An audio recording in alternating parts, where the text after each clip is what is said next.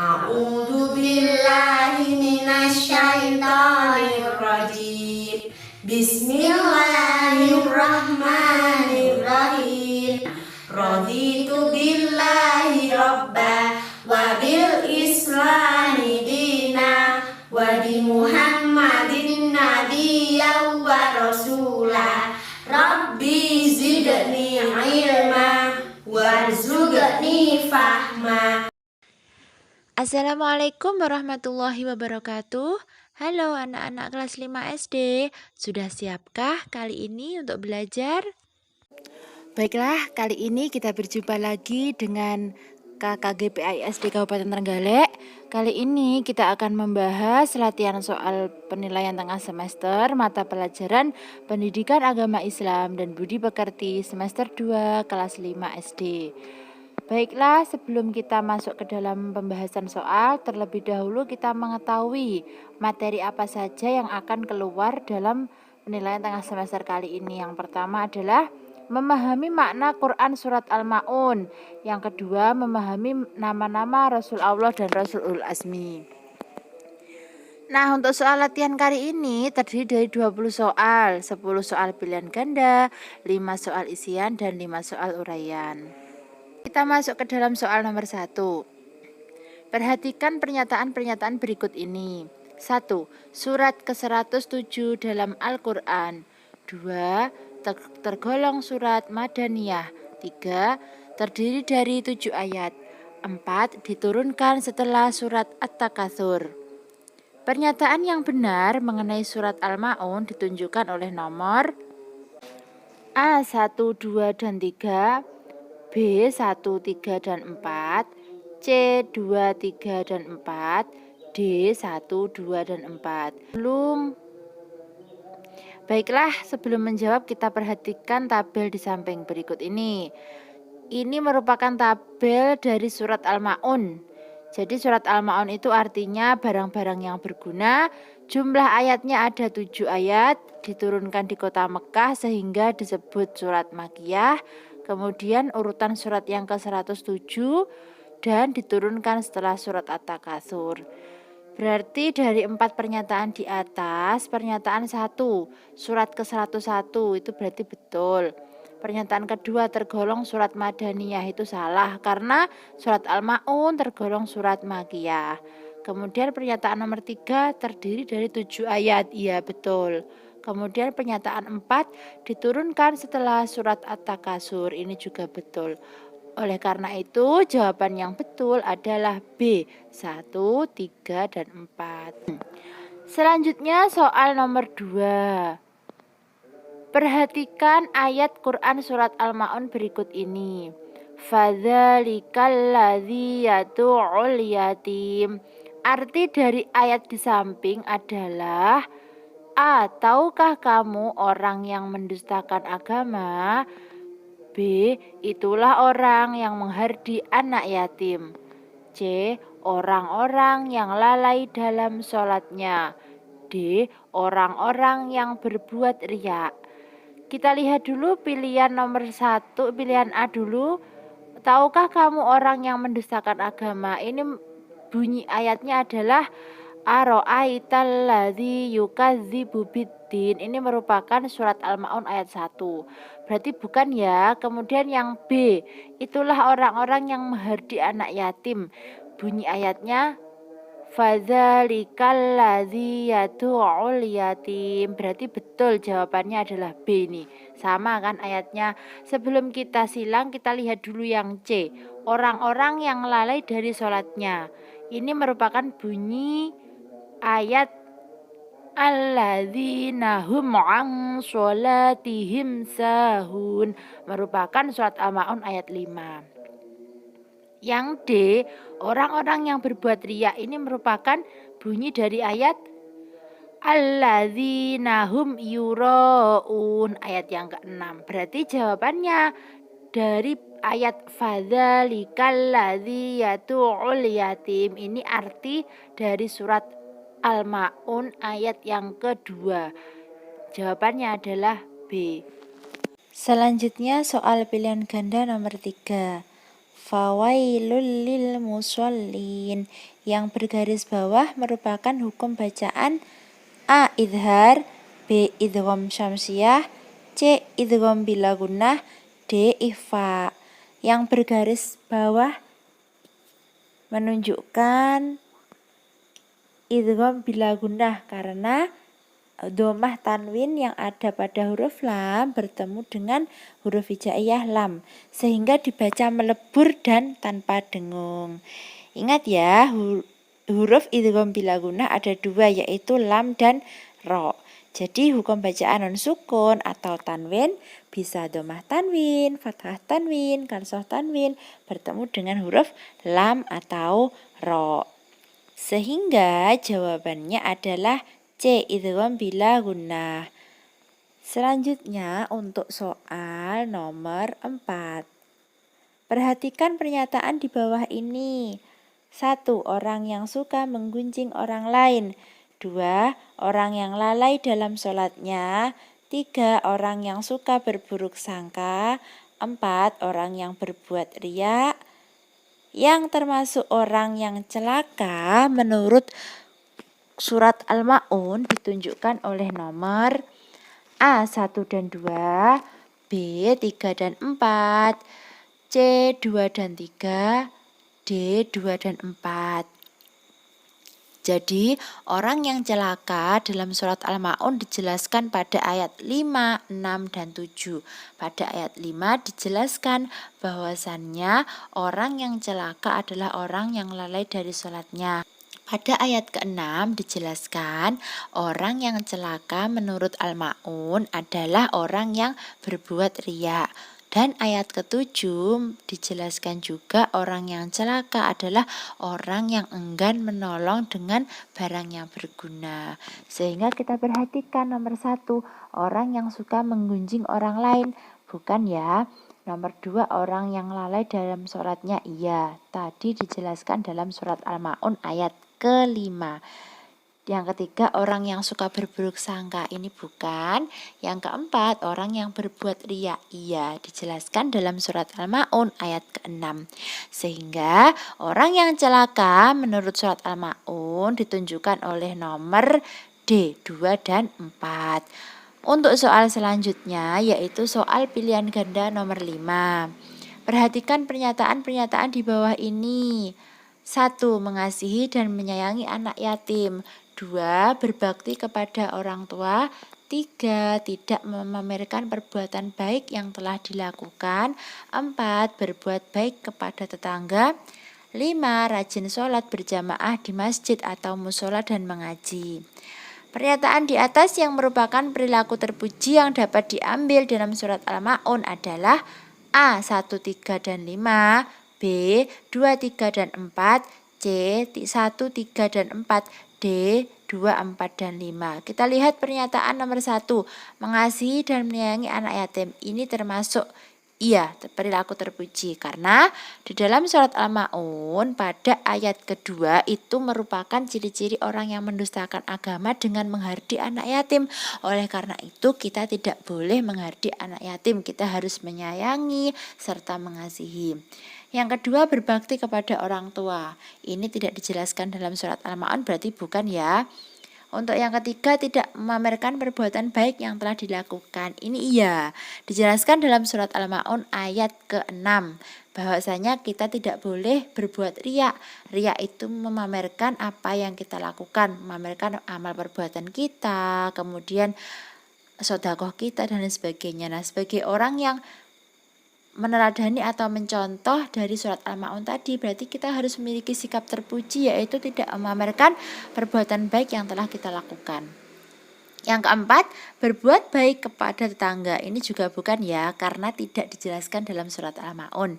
Yang kelima, rajin sholat berjamaah di masjid atau musola dan mengaji.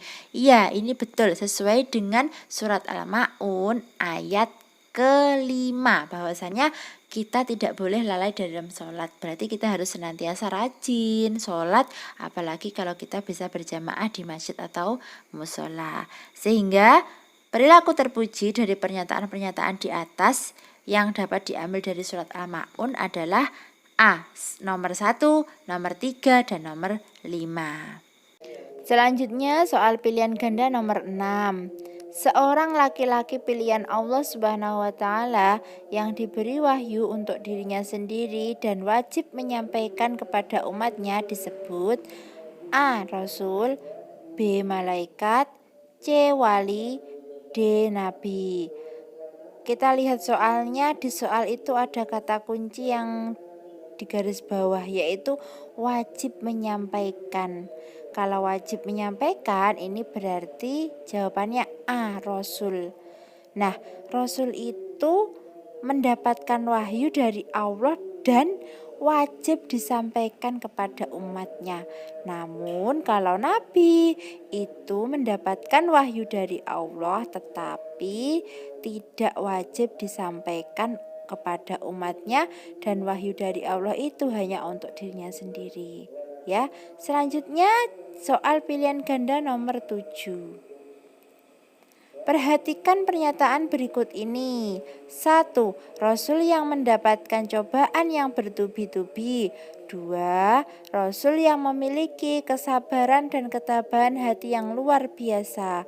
3. Rasul yang memiliki keteguhan hati yang lemah. 4. Rasul yang memiliki kekuatan dan mukjizat yang luar biasa.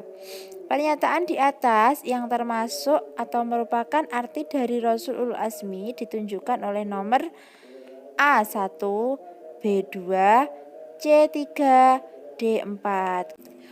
Kita lihat pernyataan nomor 1, Rasul yang mendapatkan cobaan yang bertubi-tubi, bukan ya? Pernyataan nomor 2, Rasul yang memiliki kesabaran dan ketabahan hati yang luar biasa. Iya, karena Rasulul Azmi ini kata kuncinya pada kesabaran dan ketabahan hati. Jadi Rasulul Azmi itu Rasul yang memiliki kesabaran dan ketabahan hati yang luar biasa. Selanjutnya nomor 3, Rasul yang memiliki keteguhan hati yang lemah. Ini juga bukan. Yang keempat, Rasul yang memiliki kekuatan dan mukjizat yang luar biasa. Ini juga bukan. Sehingga jawabannya adalah B, nomor 2. Kita lanjut soal pilihan ganda nomor 8. Di bawah ini yang termasuk Rasul Ulul Azmi adalah A. Nabi Adam alaihissalam, Nabi Idris alaihissalam, Nabi Nuh alaihissalam, Nabi Hud alaihissalam, Nabi Soleh alaihissalam. B. Nabi Musa alaihissalam, Nabi Isa alaihissalam, Nabi Yunus alaihissalam, Nabi Yusuf alaihissalam, Nabi Muhammad sallallahu alaihi wasallam. Yang C. Nabi Hud alaihissalam, Nabi Ibrahim alaihissalam, Nabi Isa alaihissalam, Nabi Adam alaihissalam, Nabi Nuh alaihissalam. Dan yang C. Dan yang D, Nabi Nuh alaihissalam, Nabi Ibrahim alaihissalam, Nabi Musa alaihissalam, Nabi Isa alaihissalam, Nabi Muhammad sallallahu alaihi wasallam. Pertanyaannya adalah yang termasuk Rasul Ulul Azmi. Ada 5 ya. Rasul Ulul Azmi ada 5 yang biasa kita singkat dengan istilah NIMIM. Yang mana N Nuh, I Ibrahim, M Musa, I Isa, M Muhammad. Kita lihat pilihan yang A. Nabi Adam, bukan ya. Nabi Idris juga bukan. Nabi Nuh iya, Nabi Hud juga bukan. Nabi Soleh juga bukan. Berarti jawabannya bukan A. Sekarang kita lihat yang B. Nabi Musa iya, Nabi Isa iya, Nabi Yunus bukan, Nabi Yusuf bukan, Nabi Muhammad iya. Berarti kalau ada yang dicoret 2 ini berarti bukan. Yang B jawabannya. Sekarang kita lihat yang C. Nabi Hud bukan, Nabi Ibrahim iya, Nabi Isa iya, Nabi Adam bukan. Ya, Nabi Nuh juga iya. Sekarang nomor D. Nabi Nuh iya, Nabi Ibrahim iya, Nabi Musa iya, Nabi Isa iya, dan Nabi Muhammad iya. Lihat yang D itu.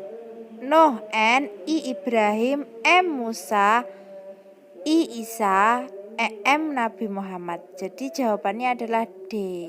Selanjutnya soal pilihan ganda nomor 9. Perhatikan dengan cermat pernyataan di bawah ini. 1. Saat bayi oleh ibunya dihanyutkan ke sungai Nil karena takut akan dibunuh oleh Raja Firaun.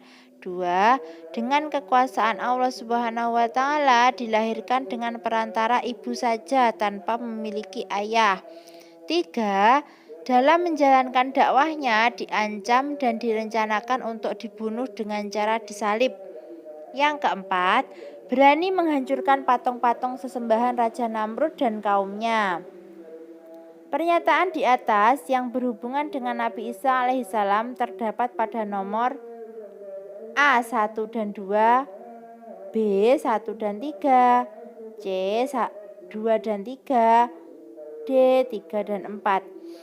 Baiklah, dari soal tersebut kita mencari yang berhubungan dengan Nabi Isa alaihissalam. Kita tahu bahwasanya Nabi Isa alaihissalam memiliki kisah beliau dilahirkan tanpa seorang ayah. Kemudian saat beliau lahir, beliau mendapatkan fitnah karena dikatakan sebagai anak haram, anak yang tidak memiliki ayah. Bahkan yang paling parah, orang-orang pada saat itu mengatakan bahwa Nabi Isa ini anaknya Tuhan. Padahal Allah itu tidak beranak dan juga tidak diperanakkan. Sehingga pernyataan yang tepat kita lihat pernyataan nomor 1. Saat bayi oleh ibunya dihanyutkan ke sungai Nil karena takut akan dibunuh Raja Firaun. Nah, sungai Nil, Raja Firaun ini berhubungan dengan kisahnya Nabi Musa alaihissalam. Yang kedua, dengan kekuasaan Allah dilahirkan dengan perantara ibu saja tanpa memiliki ayah. Ini merupakan kisahnya Nabi Isa, ya, karena Nabi Isa itu dilahirkan tanpa seorang ayah. Yang ketiga, dalam menjalankan dakwahnya diancam dan direncanakan untuk dibunuh dengan cara disalib. Ini juga merupakan kisahnya Nabi Isa. Yang keempat, berani menghancurkan patung-patung sesembahan Raja Namrud dan kaumnya. Kalau ada hubungannya dengan Raja Namrud, dengan patung, ini berarti Nabi Ibrahim. Sehingga dari pernyataan 1, 2, 3, dan 4 yang berhubungan dengan Nabi Isa adalah pernyataan nomor 2 dan 3. Sehingga jawabannya adalah C, 2 dan 3. Selanjutnya soal pilihan ganda nomor 10. Sebagai seorang siswa, cara kita meneladani sikap Rasulul Azmi di masa pandemi COVID-19 ini adalah A. Teguh dan sabar dalam mengerjakan tugas-tugas sekolah. B. Malas dan tidak mau mengerjakan tugas-tugas sekolah. C. Selalu mengeluh saat mengerjakan tugas-tugas sekolah. D. Menyerahkan tugas sekolah kepada orang tua. Nah, Rasulul Azmi tadi memberikan keteladanan, kesabaran, dan ketabahan dalam menghadapi cobaan, ujian, dan apapun yang beliau terima dari Allah Subhanahu wa Ta'ala.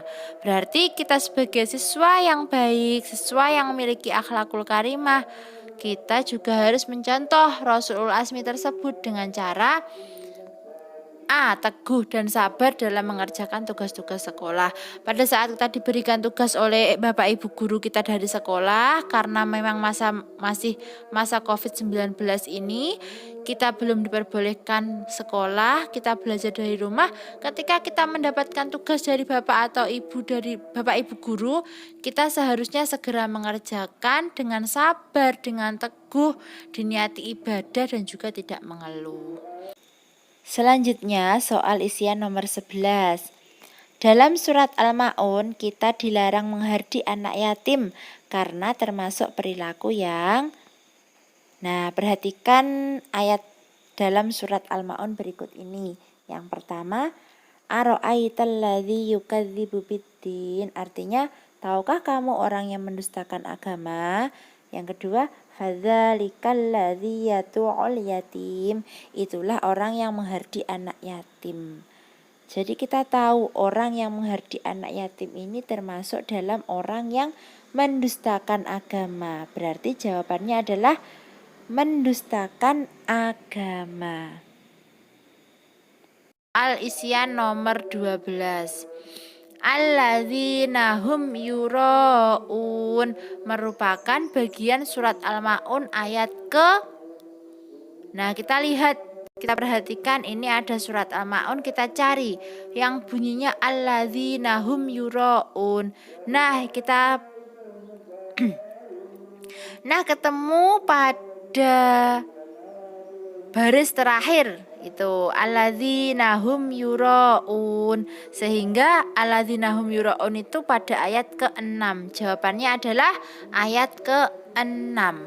Selanjutnya soal isian nomor 13. Seorang laki-laki pilihan Allah Subhanahu wa taala yang diberi wahyu untuk dirinya sendiri dan tidak untuk disampaikan kepada umatnya disebut. Kita perhatikan. Nah, di sini ada nabi, ada rasul.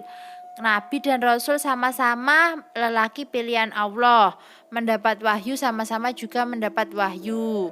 Nah, nabi wahyunya untuk dirinya sendiri, sedangkan rasul untuk dirinya dan juga disampaikan kepada orang lain atau umatnya, sehingga menurut soal di ini adalah wahyunya untuk dirinya sendiri, berarti termasuk nabi.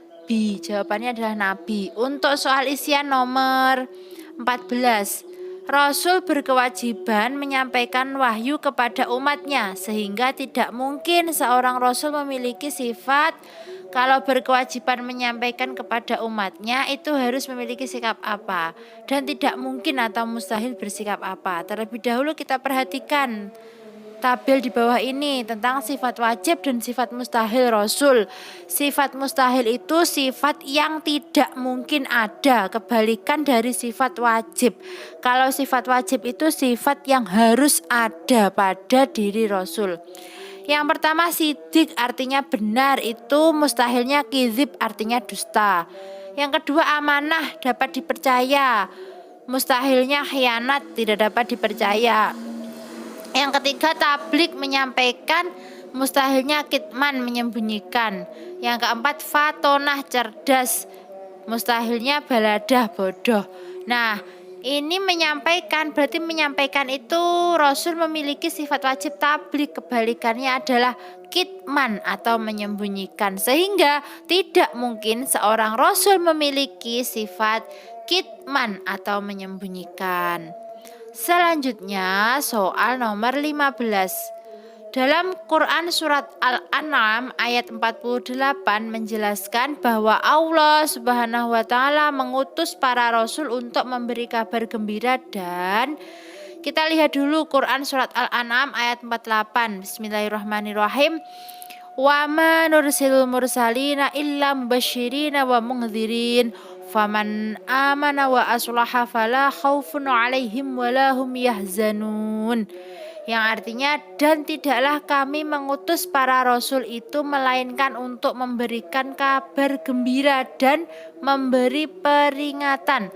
Barang siapa yang beriman dan mengadakan perbaikan, maka tidak ada kekhawatiran terhadap mereka dan tidak pula mereka bersedih hati. Nah, di situ arti dari surat Al-An'am ayat 48 sudah digarisbawahi bahwa Rasul diutus Allah untuk memberi kabar gembira dan memberi peringatan. Jawabannya adalah memberi peringatan. Selanjutnya soal uraian nomor 16.